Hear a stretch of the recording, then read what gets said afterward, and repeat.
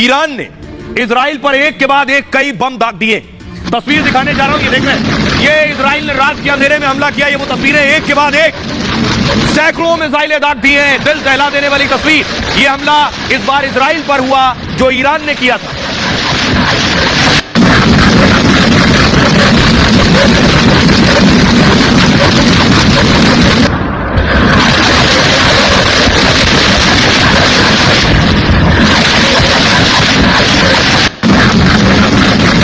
ये जो तस्वीरें आप देख रहे हैं, ये ईरान ने रात को मिसाइलें दागी हैं। सोशल मीडिया पर यह वीडियो वायरल है। ये सारी मिसाइलें जाकर गिरी हैं इजराइल पर। इजराइल के आसमान में मिसाइलें देखी गई। अगली तस्वीर में दिखाऊंगा। देखिए, ये जो आप देख रहे हैं, ये इजराइल का आसमान है। ऊपर आपको मिसाइलें दिखाई दे रही हैं। ऐसा लग रहा है रॉकेट एक के साथ एक टकरा रहे हैं।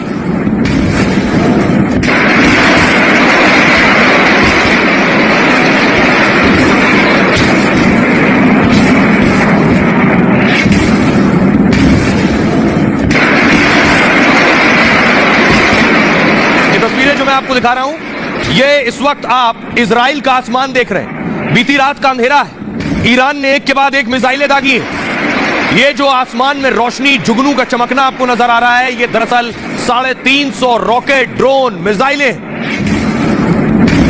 अगली तस्वीर में आपको दिखाऊं, ये आपने अल-अक्सा मस्जिद देखी है। अल-अक्सा मस्जिद है यरूशलेम में, इजराइल में। इसके आसमान में देखिए, इसके आसमान में आपको ईरानी रॉकेट नजर आ रहे हैं। अल-अक्सा तक पहुंच गए। यरूशलेम के आसमान में हमला।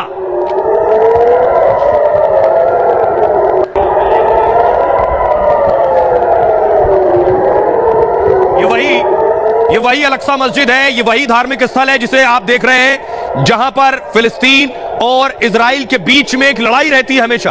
उसके ऊपर ये मिसाइल आप देख पा रहे हैं। उस अल-अक्सा मस्जिद के ऊपर ईरानी मिसाइलें।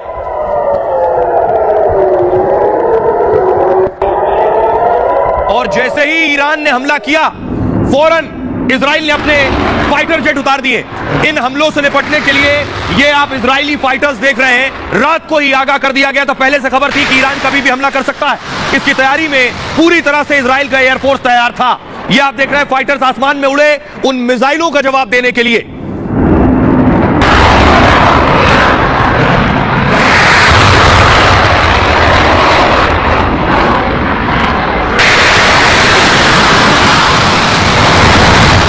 और कैसे ईरान की मिसाइल आकर एयरबेस पर गिरी है, ये आप देख रहे हैं। 1, 2, ये जो मिसाइलें देख रहे हैं आप, एक एक करके इजराइल के एयरबेस पर, यहीं से फाइटर उड़ान भरते हैं। यहां पर ईरानी मिसाइलें गिरी और एयरबेस को तबाह किया। मकसद था एयरबेस को तबाह करना कि यहां से नेतन्याहू के फाइटर ना उड़ान भरने पाए, यहां से जंगी जहाज ना उड़ पाए, इसलिए एयरबेस तबाह कर दो। एक के बाद एक मिसाइल हमले हुए इस एयरबेस पर।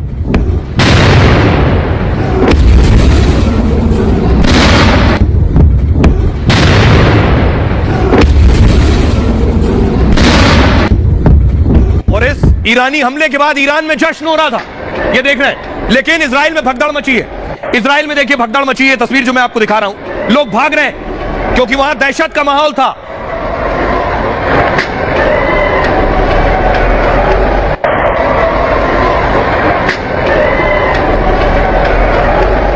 तो इजराइल में दहशत, लेकिन ईरान में खुशी, ईरान में सेलिब्रेशन, ईरान में जश्न हो रहा था इजराइल पर हमले के बाद। देख रहे हैं, लोग सड़कों पर निकले, लोग गाड़ियों में, कार में, बाइक्स में सड़कों पर निकले। ईरान की सड़कों पर त्योहार जैसा मनाया जा रहा था। देखिए जरा,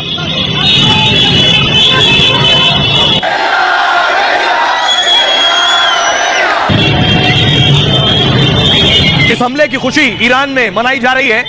इजराइल पर 350 बम दागने के बाद लोग सड़कों पर निकल आए। हाथों में झंडे थे, बाइक पर सवार थे वहां के युवा, कारों में लोग निकल आए, कारों में लोग जश्न मना रहे थे। इजराइल पर गोले दागे जाने का जश्न था कि इजराइल को जवाब दे दिया।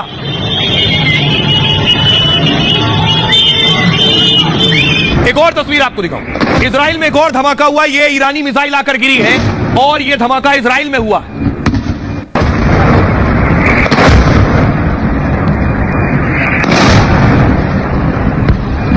तो इजराइल एक तरफ फिलिस्तीन में हमास से लड़ रहा है, दूसरी तरफ इजराइल पर ये ईरानी गोले एक एक कर बीती रात आकर गिरे।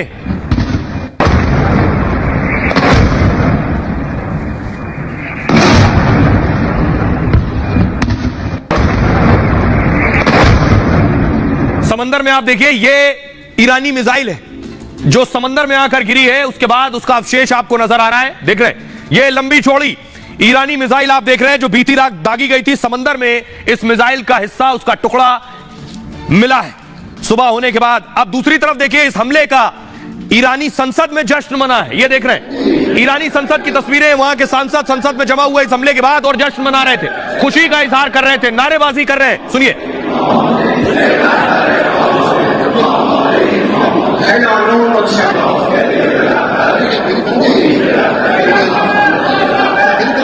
और नारे लगा रहे हैं, ईरानी संसद में नारे लग रहे हैं, डेथ टू इजराइल और डेथ टू अमेरिका, ये भी नारे लगे।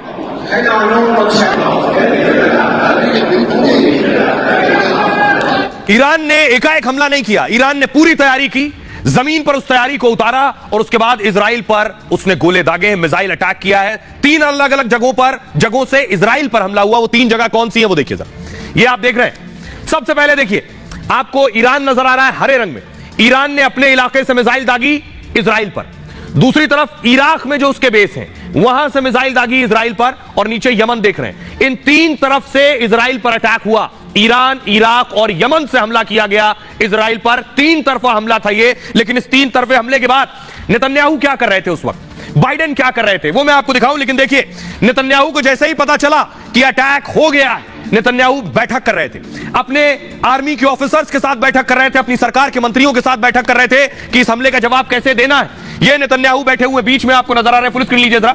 ये नेतन्याहू बैठे हुए पूरी अपनी टीम के साथ, वॉर कैबिनेट के साथ ये बैठक हो रही है कि कैसे जवाब देना है। बीच में नेतन्याहू काले सूट में आपको नजर आ रहे हैं और तैयारी ये है कि मुंहतोड़ जवाब देंगे ईरान को। लेकिन दूसरी तरफ ईरान क्या कर रहा है, ईरान के सुप्रीम लीडर, धार्मिक लीडर खमनेई, वहां के जो धार्मिक नेता होते हैं वही सर्वोच्च नेता होते हैं, अल खमनेई दरअसल स्पीच दे रहे थे और सीधे सीधे चेतावनी दे रहे थे। लेकिन कौन से ड्रोन दागे हैं इजराइल ने, इजराइल पर ईरान ने, ये है वो ड्रोन, ये देख रहे हैं, ये ड्रोन है, इसे कहते हैं शहीद 360, शहीद 360 ड्रोन है ये लगभग 200 ड्रोन बताए जा रहे हैं जो ड्रोन दागे गए हैं। आपको बताऊं कितना नुकसान हुआ है, दोनों को ही नुकसान हुआ है, कितना नुकसान हुआ है और अब इजराइल क्या करने वाला है, कैसे निपटेगा उनसे।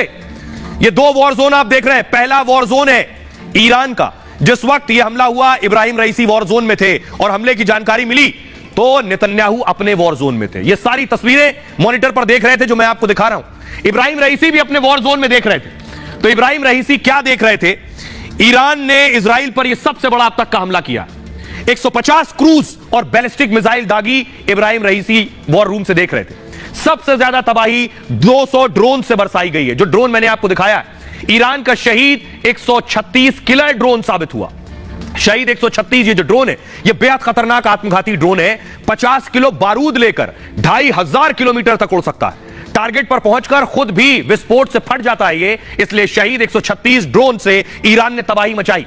यूक्रेन में रूस ने भी इससे भारी तबाही मचाई थी और अब इजराइल पर उसने कहर बरपाया है। आपको बताऊं, नेवातिम समेत कई एयरबेस तबाह कर दिए गए। एयरबेस तबाही की तस्वीरें भी मैंने आपको दिखाई हैं। दावा है कि इजराइल को 836 करोड़ का नुकसान किया है ईरान ने।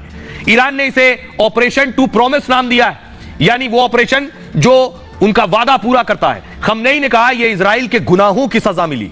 1 अप्रैल को उसने हमारे दूतावास पर हमला किया था, हमने तभी इजराइल से बदला लेने की धमकी दी थी और ईरान ने इजराइल से अपना बदला ले लिया है। इजराइल ने जवाबी हमला किया तो बड़ा अटैक करेंगे। अब देखिए, अब इजराइल की बारी है। इजराइल क्या कर रहा है, नेतन्याहू अपने वॉर रूम में थे।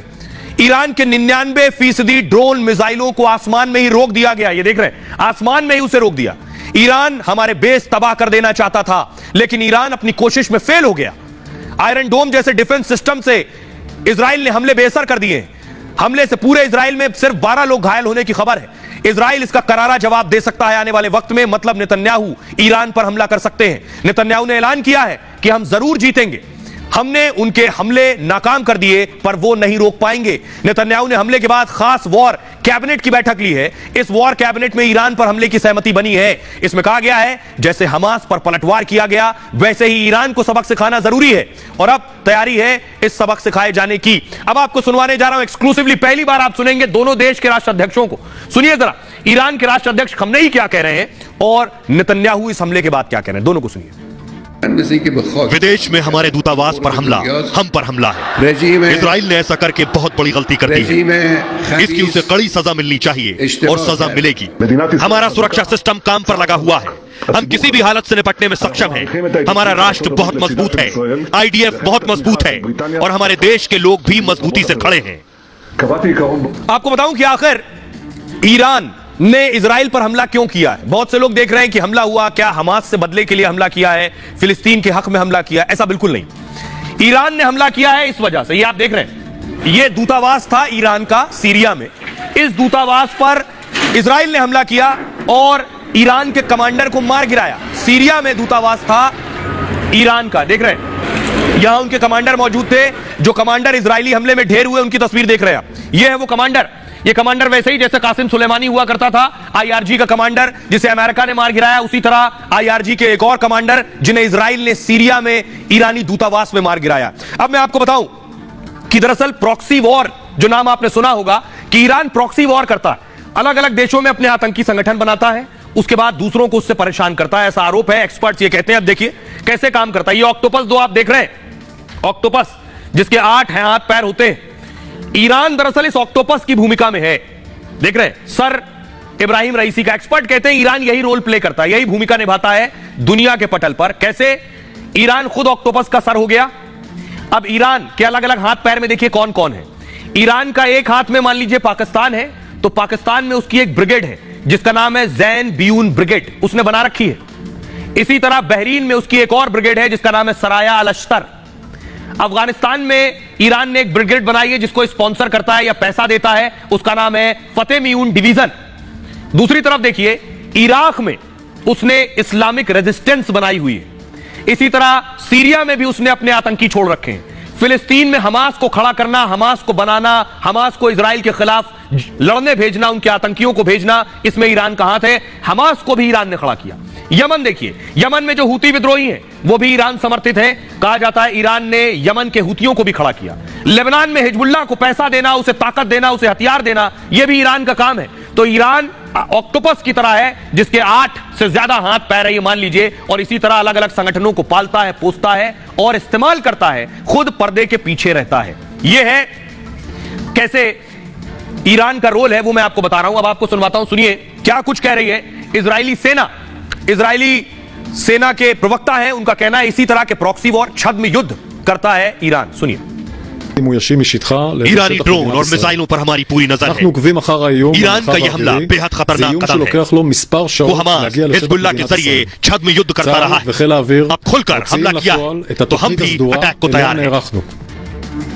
इस बीच सोचिए बाइडेन क्या कर रहे थे। जहां एक तरफ हमला हो रहा था तो बाइडेन की भी नजर थी, क्योंकि इजराइल के साथ बाइडेन अमेरिका खड़ा रहा है। ये देख रहे हैं जो बाइडेन मीटिंग कर रहे थे, आगे क्या करना है, हमें जंग में कूदना है या नहीं कूदना है, हमें इजराइल का साथ देना है या नहीं देना है। इजराइल का साथ दिया, बताऊंगा आपको आगे कैसे। लेकिन देखिए पीएम मोदी क्या कर रहे थे। प्रधानमंत्री मोदी 2024 लोकसभा चुनाव का घोषणा पत्र जारी कर रहे थे।